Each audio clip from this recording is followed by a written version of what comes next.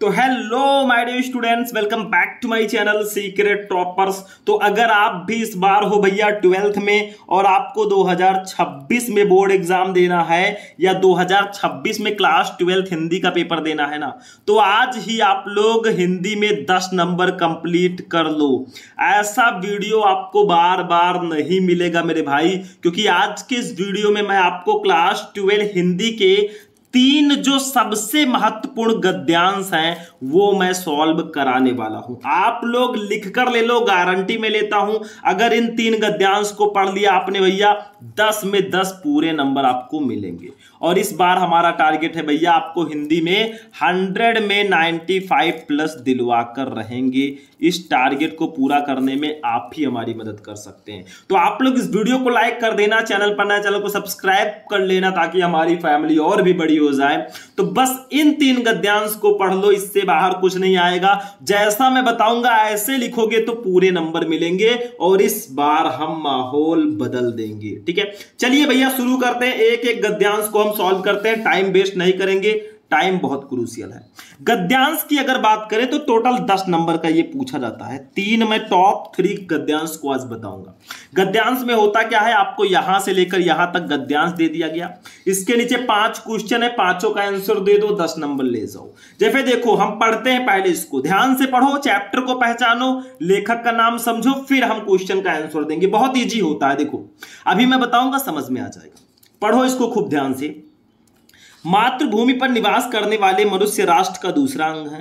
पृथ्वी हो और मनुष्य ना हो तो राष्ट्र की कल्पना असंभव है। पृथ्वी और जन दोनों के समन्वय से ही राष्ट्र का स्वरूप संपादित होता है। जन के कारण ही पृथ्वी मातृभूमि की संज्ञा प्राप्त करती है। पृथ्वी माता है और जन सच्चे अर्थों में पृथ्वी के पुत्र है। पहले आप ये पहचानिए ये किस पाठ का गद्यांश है और इसके लेखक कौन है। भैया पाठ कौन सा है, राष्ट्र आया है, राष्ट्र का स्वरूप, पूरा चैप्टर ही आ गया नाम। राष्ट्र तो यहां पे आया ही था, यहां पे पूरे चैप्टर का नाम ही आ गया, यहां पे भी राष्ट्र है। यानी कि ये गद्यांश जो है राष्ट्र का स्वरूप चैप्टर का गद्यांश है और इसके लेखक हैं हमारे वासुदेव शरण अग्रवाल जी। ठीक है, तो इतना समझ में आ गया। तो देखो क्वेश्चन, फर्स्ट क्वेश्चन है उपयुक्त गद्यांश के पाठ और लेखक का नाम लिखिए। तो पाठ का नाम राष्ट्र का स्वरूप, लेखक का नाम वासुदेव शरण अग्रवाल, 2 नंबर कंप्लीट। दूसरा, रेखांकित अंश की व्याख्या कीजिए। मतलब इसकी व्याख्या करनी है, पृथ्वी माता है और जन सच्चे अर्थों में पृथ्वी के पुत्र हैं। इसकी अपनी भाषा में व्याख्या करो। यहां पे 1 लाइन में लिखा है, आप 4, 5, 6 लाइन में लिख दो भैया, आपका 2 नंबर कंप्लीट। तो ये आपका 2 नंबर। तीसरा, राष्ट्र की कल्पना कब असंभव है। तो यहां पे लिखा है पृथ्वी हो और मनुष्य ना हो तो राष्ट्र की कल्पना असंभव है। मतलब अगर पृथ्वी हो और मनुष्य नहीं होंगे तो राष्ट्र की कल्पना नहीं की जा सकती मेरे भाई। चौथा क्वेश्चन, पृथ्वी और जन दोनों मिलकर क्या बनाते हैं। तो देखो यहां पे लिखा है पृथ्वी और जन दोनों के समन्वय से ही राष्ट्र का स्वरूप संपादित होता है। सारे क्वेश्चन का आंसर तो हमें गद्यांश में ही दे दिया गया। तो आखिर करना क्या है, हमें सिर्फ ढूंढ ढूंढ कर लिखना है, चुन चुन कर मारना है। पांचवा क्वेश्चन, पृथ्वी कब मातृभूमि की संज्ञा प्राप्त करती है। 2 नंबर इसके लिए भी मिलेगा। तो देखो यहां लिखा है जन के कारण ही पृथ्वी मातृभूमि की संज्ञा प्राप्त करती है। हम सभी के कारण ही हमारी पृथ्वी मातृभूमि की संज्ञा प्राप्त करती है, क्योंकि हम ही लोग कहते हैं धरती हमारी माता है और हम ही लोगों के कारण ये मातृभूमि की संज्ञा प्राप्त करती है। अब इसको सॉल्व कैसे करेंगे, बहुत ध्यान से समझो। सबसे पहले हम क्या करेंगे, यहां पे लिखेंगे मातृभूमि ... के पुत्र हैं। मतलब इसका फर्स्ट वर्ड, इसका लास्ट वर्ड हम लिख देंगे, क्योंकि क्वेश्चन तो उतारना नहीं है, आपको सिर्फ आंसर लिखना है। तो आप कॉपी में प्रश्नोत्तर संख्या डालो और ऐसे डॉट डॉट करके लिख दो, ताकि एग्जामिनर को पता चल सके कि आपने दोनों में से कौन सा किया है। देखो पेपर में 2 गद्यांश रहेंगे, करना एक ही होगा। एग्जामिनर भैया को कैसे पता चलेगा, जो कॉपी चेक करते हैं कि आपने कौन सा किया, तो ऐसे लिखना जरूरी है। फर्स्ट क्वेश्चन है उपयुक्त गद्यांश के पाठ और लेखक का नाम लिखिए। तो भैया आप संदर्भ के रूप में भी लिख सकते हैं या आप डायरेक्टली भी लिख सकते हैं। पाठ का नाम राष्ट्र का स्वरूप, लेखक का नाम वासुदेव शरण अग्रवाल, लेकिन हम संदर्भ के रूप में लिखते हैं। देखो कैसे, प्रस्तुत गद्यांश हमारी पाठ्य पुस्तक के गद्य भाग में संकलित एवं भारतीय संस्कृति के अध्येता डॉक्टर वासुदेव शरण अग्रवाल द्वारा लिखित राष्ट्र का स्वरूप शीर्षक निबंध से अवतरित है। ये हो गया लेखक का नाम, ये पाठ का नाम और 2 नंबर भैया आपके नाम। ऐसे लिख दोगे आपको 2 में 2 पूरे नंबर मिलेंगे।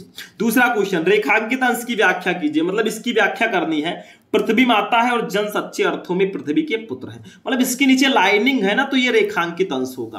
तो इसको लिखेंगे, देखो कुछ हम बढ़ा चढ़ा के अच्छे से 4-6 लाइन में लिख देंगे ताकि 2 नंबर हमें एग्जामिनर दे दे। देखो रेखांकित अंश की व्याख्या खूब प्यारा सा हेडिंग डालेंगे, लिखेंगे, जब तक किसी भूभाग पर निवास करने वाले मनुष्य भूमि को माता और स्वयं को उस भूमि का पुत्र नहीं मानते, तब तक उनमें राष्ट्रीयता की भावना उत्पन्न नहीं हो सकती। जब हम देश को अपनी माता के रूप में अनुभव करने लगते हैं ना, तभी हमारे हृदय में ऐसे भाव जन्म लेते हैं जिनके आधार पर राष्ट्र का निर्माण करने की इच्छा उत्पन्न होती है। भैया 2 नंबर यहां पे भी कंप्लीट। चलो नेक्स्ट क्वेश्चन, तीसरा क्वेश्चन, राष्ट्र की कल्पना कब असंभव है भैया? तो मैंने सीधा सीधा बताया था, पृथ्वी हो और मनुष्य ना हो तो राष्ट्र की कल्पना असंभव है। तो देखो, मनुष्य के बिना राष्ट्र की कल्पना असंभव है। 2 नंबर ये भी कंप्लीट, बहुत इजी होता है। चौथा क्वेश्चन, पृथ्वी और जन दोनों मिलकर क्या बनाते हैं? तो पृथ्वी और जन दोनों के समन्वय से ही राष्ट्र का स्वरूप संपादित होता है। तो पृथ्वी और जन दोनों मिलकर राष्ट्र का स्वरूप बनाते हैं। 2 नंबर ये भी कंप्लीट। ठीक है, पांचवा क्वेश्चन देख लो, पृथ्वी कब मातृभूमि की संज्ञा प्राप्त करती है भैया? तो जन के कारण ही पृथ्वी मातृभूमि की संज्ञा प्राप्त करती है, हम ही लोगों के कारण। तो लिख दो, पृथ्वी पर जन का निवास होने पर वो मातृभूमि की संज्ञा प्राप्त करती है। भैया पृथ्वी पर हम ही लोग नहीं रहेंगे तो धरती मां को माता कौन कहेगा? तो ये हो गया, पांचों क्वेश्चन का आंसर दे दिया। 10 नंबर ऐसे एग्जामिनर आपको देगा, आधा नंबर भी नहीं काटेगा अगर ऐसे लिख कर आओगे तो। चलो हो गया, एक गद्यांश हो गया। अब दूसरा गद्यांश जो है हमारा, ये हमारे दूसरे चैप्टर से होगा। मतलब जो हमने तीनों गद्यांश लिए हैं ना, 3 अलग अलग चैप्टर से या 2 चैप्टर से मैंने लिए हैं। चलो देखो, दूसरा वाला गद्यांश देख लेते हैं। टॉप 3 गद्यांश हम देख रहे हैं जो बहुत इंपॉर्टेंट है। देखो दूसरा, कहते हैं दुनिया, पढ़ो इसको, कहते हैं दुनिया बड़ी भुलक्कड़ है, केवल उतना ही याद रखती है जितने से उसका स्वार्थ सधता है, बाकी को फेंक कर आगे बढ़ जाती है। शायद अशोक से उसका स्वार्थ नहीं सधा, क्यों उसे वो याद रखती, सारा संसार स्वार्थ का अखाड़ा ही तो है। बस इतना सा गद्यांश दिया गया। इसके नीचे 5 क्वेश्चन है। फर्स्ट है, देखो अब ये पहचानो ये किस पाठ का है। देखो इसमें अशोक आ गया, तो ये भैया अशोक के फूल चैप्टर का गद्यांश है। देखो ट्रिक ज्यादातर आपको दिया रहता है, सिर्फ पहचानना होता है कि ये किस पाठ से है। ट्रिक आपको ऑलरेडी दिया रहता है, ये ध्यान रखना, ठीक है। तो देखो, उपरोक्त गद्यांश के पाठ और लेखक का नाम लिखिए। भैया पाठ का नाम अशोक के फूल, लेखक का नाम आचार्य हजारी प्रसाद द्विवेदी। दूसरा, रेखांकित अंश की व्याख्या कीजिए। ये जो लाइनें जिसके नीचे दिख रही हैं इसका व्याख्या कर दीजिए आप, अभी मैं बताऊंगा। तीसरा, अशोक को विस्मृत करने का आधार किसे माना गया है? भैया कहा गया है बहुत स्वार्थी है, तो अशोक को विस्मृत करने का आधार स्वार्थ वृत्त को माना गया है। चौथा, लेखक ने दुनिया का किस तरह का व्यवहार बताया है? तो उन्होंने बताया है कि ये केवल उतना ही याद रखती है जितने से उसका स्वार्थ सधता है, बाकी को फेंक कर आगे बढ़ जाती है, यही लिख दो। पांचवा, स्वार्थ का अखाड़ा किसे कहा गया है? सारा संसार स्वार्थ का अखाड़ा ही तो है, सारे संसार को स्वार्थ का अखाड़ा कहा गया है। तो अब हम इसको जब सॉल्व करेंगे तो ऐसे लिखेंगे, कहते हैं डॉट डॉट करके ही तो है, मतलब यहां से लेकर ये लिख देंगे डॉट डॉट करके, ठीक है। अब एक एक क्वेश्चन का आंसर दो। फर्स्ट क्वेश्चन है, उपरोक्त गद्यांश के पाठ और लेखक का नाम लिखिए। तो मैंने बताया था आप डायरेक्टली भी लिख सकते हो या ऐसे भी लिख सकते हो। देखो संदर्भ लिख दो, प्रस्तुत गद्यांश हमारी पाठ्य पुस्तक के गद्य भाग में संकलित तथा हिंदी के सुविख्यात निबंधकार आचार्य हजारी प्रसाद द्विवेदी द्वारा लिखित अशोक के फूल नामक ललित निबंध से अवतरित है। ये पाठ का नाम, ये लेखक का नाम और 2 नंबर भैया आपके नाम। बहुत इजी होता है, मैंने आपको पहले ही बताया भैया कि कुछ होता नहीं है गद्यांश में, एकदम हलवा होता है। आपको क्वेश्चन का आंसर सिर्फ ढूंढ ढूंढ के लिखना होता है। दूसरा क्वेश्चन है, रेखांकित अंश की व्याख्या कीजिए, मतलब इसकी व्याख्या करनी है। कहते हैं दुनिया बड़ी भुलक्कड़ है, केवल उतना ही याद रखती है जितने से उसका स्वार्थ सधता है, बाकी को फेंक के आगे बढ़ जाती है। तो इसको थोड़ा बढ़ा चढ़ा के अपने तरीके से लिखेंगे। देखो भैया, रेखांकित अंश की व्याख्या हेडिंग डाल दो, लिखो। द्विवेदी जी कहते हैं कि यह संसार बड़ा स्वार्थी है, ये उन्हीं बातों को याद रखता है जिनसे उसका कोई स्वार्थ सिद्ध होता है, अन्यथा व्यर्थ की स्मृतियों से ये अपने आप को बोझिल नहीं बनाना चाहता। ये उन्हीं वस्तुओं को याद रखता है जो उसके दैनिक जीवन की स्वार्थ पूर्ति में सहायता पहुंचाती हैं। बदलते समय की दृष्टि में अनुपयोगी होने से यदि कोई वस्तु उपेक्षित हो जाती है तो ये उसे भूलकर आगे बढ़ जाता है। बेटा 2 नंबर। आपको भले ही 2-3 लाइन का व्याख्या करना हो, लेकिन आपको 5-6 लाइन में, 7 लाइन में करना है, ताकि नंबर आपको भर भर के दिए जाएं एग्जामिनर के द्वारा।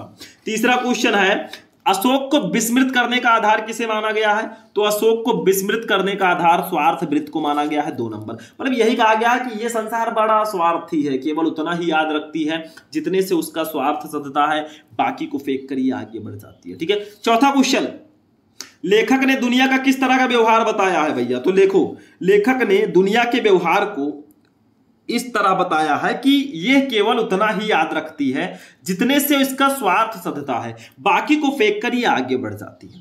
उतना ही ये याद रखेगी जितने से इसका स्वार्थ सिद्ध होगा, बाकी को ये फेंक के भैया आगे बढ़ जाएगी। 2 नंबर यहां पे भी कंप्लीट। 5वां, स्वार्थ का अखाड़ा किसे कहा गया है? देखो सारा संसार स्वार्थ का अखाड़ा ही तो है, तो सारे संसार को स्वार्थ का अखाड़ा कहा गया है। 2 नंबर यहां पे भी कंप्लीट। तो लो बेटा 10/10 ले जाओ, पूरे नंबर आपको मिल गए, कांग्रेचुलेशन टू यू। और दूसरा हमारा गद्यांश भी यहां पे सॉल्व हो चुका है। एक एक करके हम अपने सारे गद्यांश को पढ़ेंगे। अभी तो मापी है मुट्ठी भर जमी हमने, अभी तो सारा आसमान बाकी है। तीसरा क्वेश्चन, तीसरा गद्यांश देख लो, थोड़ा सा दिखने में देखोगे पढ़ोगे तो समझोगे। देखो तीसरा गद्यांश है, इसी चैप्टर का है, अशोक के फूल का ही, ध्यान से समझना। अशोक पहले ही आ गया तो चैप्टर का नाम तो आपको पता चल गया। देखो अशोक का वृक्ष जितना भी मनोहर हो, जितना भी रहस्यमय हो, जितना भी अलंकारमय हो, परंतु है वो उस विशाल सामंत सभ्यता की परिष्कृत रुच का ही प्रतीक, जो साधारण प्रजा के परिश्रमों पर पली थी, उसके रक्त संसार कणों को खाकर बड़ी हुई थी और लाखों करोड़ों की उपेक्षा से जो समृद्धि हुई थी। ठीक है, वे सामंत उखड़ गए, समाज ढह गए और दिनोत्सव की धूमधाम भी मिट गई। फर्स्ट क्वेश्चन क्या है? उपयुक्त गद्यांश के पाठ और लेखक का नाम लिखिए। भैया पाठ का नाम अशोक के फूल, लेखक का नाम आचार्य हजारी प्रसाद द्विवेदी। दूसरा, रेखांकित अंश की व्याख्या कीजिए, यहां से यहां तक व्याख्या करना है, अभी हम करेंगे। तीसरा, सामंत सभ्यता की परिष्कृत रुचि का प्रतीक कौन है? तो भैया कौन है? सामंत सभ्यता की परिष्कृत रुचि का प्रतीक अशोक का वृक्ष है। क्यों? देखो लिखा है, अशोक का वृक्ष जितना भी मनोहर हो, जितना भी अलंकार रहस्यमय हो, जितना भी अलंकारमय हो, परंतु वो उस विशाल सामंत सभ्यता की परिष्कृत रुचि का ही प्रतीक है। कौन? अशोक का वृक्ष, ये सब्जेक्ट है। तो यहाँ पे सामंत सभ्यता की परिष्कृत रुचि का प्रतीक अशोक का वृक्ष है। ठीक है, थोड़ा ट्रिक से यहाँ पे आंसर दिया गया है, ढूंढ के लिखो। चौथा, लाखों करोड़ों की उपेक्षा से कौन समृद्धि हुई है? तो भैया लाखों करोड़ों की उपेक्षा से कौन समृद्धि हुई है? सामंती सभ्यता। देखो क्या लिखा है इसमें, ये जो गद्यांश है ना, थोड़ा फंसाने वाला क्वेश्चन इसमें है, थोड़ा आंसर इधर उधर। देखो क्या लिखा है, जो साधारण प्रजा के परिश्रमों पर पली थी, उसके रक्त संसार के करों को खाकर बड़ी हुई थी और लाखों करोड़ों की उपेक्षा से जो समृद्ध हुई थी, वे सामंत उखड़ गए। ये सामंत सभ्यता की बात की जा रही है, तो लाखों करोड़ों की उपेक्षा से सामंती सभ्यता समृद्ध हुई है। 5वां क्वेश्चन, आज उस सामंत सभ्यता की क्या स्थिति है? तो वे सामंत जो है उखड़ गए, समाज ढह गए और दिनोत्सव की धूमधाम मिट गई। मतलब आज वो सामंत सभ्यता समाप्त हो गई है, यही लिख दो, नंबर मिल जाएगा। तो चलो इसको सॉल्व करते हैं मेरे भाई, वही ट्रिक आजमाएंगे। पहले आपको डॉट डॉट करके लिखना है, इसका फर्स्ट वर्ड और लास्ट वर्ड ऐसे लिख देना है। फिर फर्स्ट क्वेश्चन है, उपयुक्त गद्यांश के पाठ और लेखक का नाम लिखिए। तो हम संदर्भ लिखेंगे पहले। देखो प्रस्तुत गद्यांश हमारी पाठ्यपुस्तक के गद्य भाग में संकलित तथा हिंदी के सुविख्यात निबंधकार आचार्य हजारी प्रसाद द्विवेदी द्वारा लिखित अशोक के फूल नामक ललित निबंध से अवतरित है। भैया 2 नंबर कंप्लीट। ये तो मैंने अभी जस्ट आपको इससे पहले वाले गद्यांश में यही वाला संदर्भ बताया था, बहुत ईजी है, एकदम हलवा है, तो इसको आप लोग खा के ही रहना। दूसरा क्वेश्चन है, रेखांकित अंश की व्याख्या कीजिए। इसकी व्याख्या करनी है, जो साधारण प्रजा के परिश्रमों पर पली थी, उसके रक्त संसार कणों को खाकर बड़ी हुई थी और लाखों करोड़ों की उपेक्षा से जो समृद्ध हुई थी, वे सामंत उखड़ गए, समाज ढह गए और दिनोत्सव की धूमधाम भी मिट गई। इसको ऐसे लिखना है, थोड़ा बढ़ा चढ़ा के। देखो दूसरा हेडिंग लिखेंगे, रेखांकित अंश की व्याख्या लिखेंगे।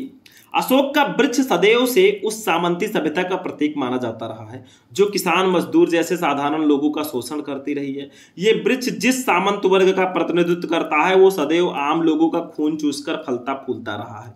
इस वर्ग की समृद्धि का कारण आम जनता का शोषण ही रही है। मगर आज समय बदल गया है, साधारण जन अब अपने अधिकारों के प्रति सचेत हो गए हैं, इसलिए सामंत वर्ग की वो बादशाहत अब समाप्त हो गई है।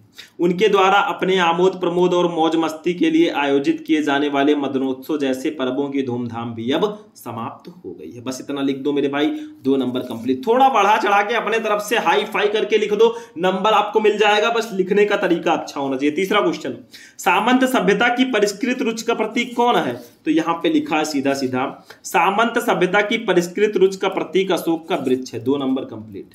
चौथा क्वेश्चन, लाखों करोड़ों की उपेक्षा से कौन समृद्ध हुई है? तो लाखों करोड़ों की उपेक्षा से सामंती सभ्यता समृद्ध हुई है। 2 नंबर। बस सिंपल सिंपल क्वेश्चन है। 5वां, आज उस सामंत सभ्यता की क्या स्थिति है? भैया सब ढह गए, उखड़ गए, मतलब आज वो सामंत सभ्यता समाप्त हो गई है। 2 नंबर। यानी कि भैया 10 में 10 ऐसे एग्जामिनर दे देगा अगर ऐसे लिख कर आओगे। ये जो गद्यांश था मैं मान रहा हूं थोड़ा आंसर ढूंढने में आपको ट्रिक लगाना पड़ेगा, थोड़ा समझना पड़ेगा, तब इसका आंसर जाकर आप ढूंढ पाएंगे।